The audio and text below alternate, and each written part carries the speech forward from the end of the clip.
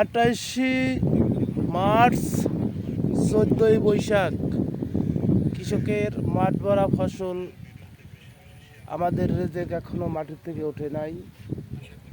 আপনাদের কাছে একটা কথা বলতে চাই, দেখেন কৃষকরা কত কষ্ট করে, এত পরিশ্রম করে ফসল ফলায়।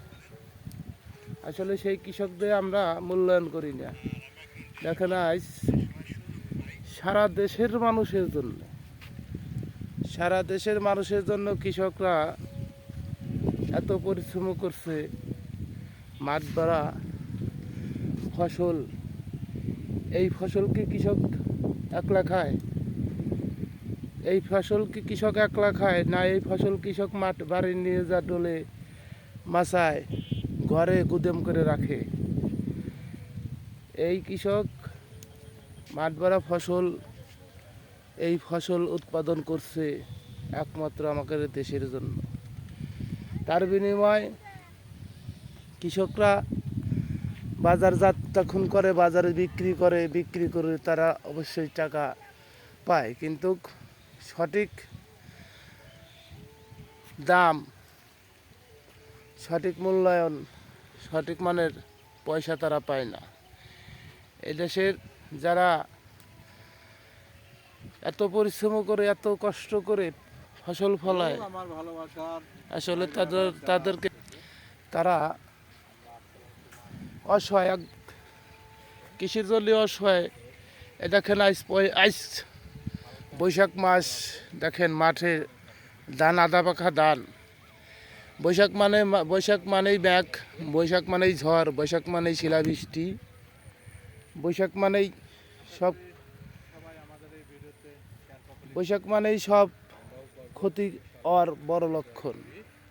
সারা বছর পরে মানুষ এই বৈশাখ মাসে আসলে, এই বৈশাখ মাস মানুষ ঝড় বৃষ্টি মেঘ বাতাস হওয়ার সম্ভাবনা বেশি থাকে। সেই জন্যই বৈশাখ মাস মানেই এটা কৃষকের ক্ষতির লক্ষণ বেশিরভাগ থাকে।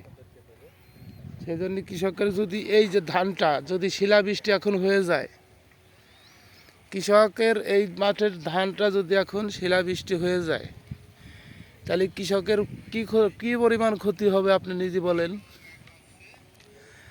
আর এই কৃষক যখন এই ফসল মাঠের থেকে উঠে নিয়ে যায় বাজারে যদি একটু চড়া দাম পায়, তাহলে হয়তো যারা বোঝে তারা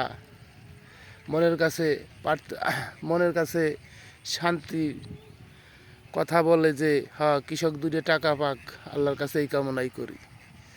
আর কিছু লোক আছে আজ মানে আকার ইঙ্গাতে বোঝায়, যেভাবে কথাগুলো বলে এই কথা বলে ভাষায় প্রকাশ করা যায় না, মানুষ মানে অপমানের মতন একটা লাগে। আর এই কৃষকের ধান হোক, যে ফসলই হোক, যদি ক্ষতিগ্রস্ত হয়, আল্লাহর প্রাকৃতিক দুর্যোগের ভিতরে যদি পড়ে ক্ষতি হয়, তাহলে এই ক্ষতি আমি, আপনি, এ দেশের প্রধানমন্ত্রী কন আর যেই কন, কৃষকের কোনো ক্ষতিপূরণ কি আপনারা দিতে পারবেন? কিন্তু কৃষক কিন্তু মুখ বন্ধ করে কিন্তু ওইটাই মানে নেয়। সেজন্যই কৃষি ভাইদেরকে যারা ভালো না বাসে, তারা দেশকে কখনো ভালোবাসতে পারে না।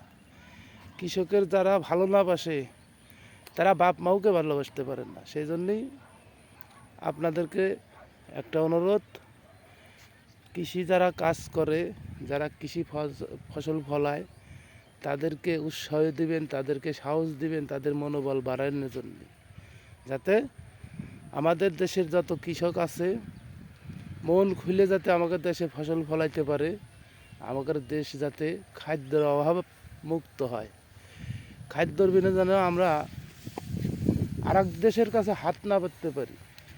সেজন্য আপনাদের কাছে এই কথা বলে শেষ করছি। আপনারা সবাই ভিডিওটা বেশি বেশি করে দেখবেন। আমি কি কথাগুলো বললাম অন্যজনের কাছে শেয়ার করে দেবেন।